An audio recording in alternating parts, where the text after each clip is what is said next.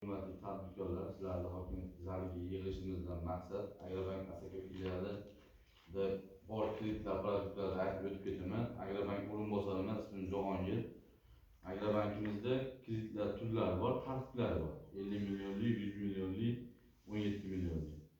17 millionlarning tartibi 2 yil muddatga beramiz, 6 oy imtiyozli davri bor. 6 oy imtiyozli davri bor. 6 oy imtiyozli davri 340 mingdan tushadi erkaklarimizga. Ayollarımızın 300 bin atrofida tushadi. Erkaklar 25%, ayollar 23%. 50 millionliklarimiz bor. Ular 5 yil muddatga beriladi, 6 oy imtiyozli davr bo'ladi. 2 yil imtiyozli davr bo'ladi ular. 2 yil 1 million 100 bin atrofida tushadi erkaklarimizga, ayollarimizga 980 bin atrofida tushadi. Ularimiz tartibi qanday bo'ladi? Tartibi hech katta ishlamaydigan jismoniy shaxslar o'zini o'zi band qiladi. Davlat xizmatlari markazidan kulish ochiladi. Ochilgandan so'ng keyin uchinchi shaxs kafilligi asosida davlat ishlaydigan byudjet tashkilot xodimlariga kafil bo'ladi. Jismoniy shaxsga 50 million so'm beramiz 5 yil muddatga, 2 yil imtiyoz davri bilan.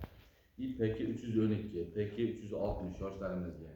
PK 60 bo'yicha tadbirkorlik rivojlantirish maqsadida 6 oy imtiyozli ayrim mablag' bo'lgan bo'lishi kerak. Bu 312 tartibga asosan 312 ni 6 oy 1 yil ayrim mablag' so'raymiz. Bu shunaqa tartibda bo'ladi. 6 oy imtiyozli davri bo'lgan bo'lishi kerak. Ayrim mablag' imtiyozli, ayrim mablag' bo'lishi kerak. 100 million so'm bezorilik beramiz. 100 million so'm. Foizi 22%. 5 yil muddatga beramiz.